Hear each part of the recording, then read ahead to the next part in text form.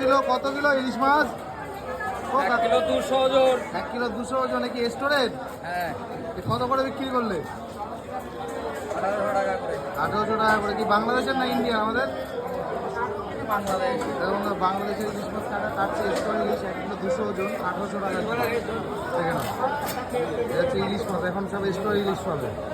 কারণ হচ্ছে আমাদের এখানে মাছের শেষ চলছে, এখন স্টোর ইলিশ সব থাকবে। আর কদিন করে কাঁচা ঢুকে গেলে টাকা কাজগুলো তো হিমশিম কাটছে। মাছটা পুরো বড় হয়ে ছড়া করি মাছ, ছড়া করি। এটাতে 6 পিস মাছ বের করা হয়েছে।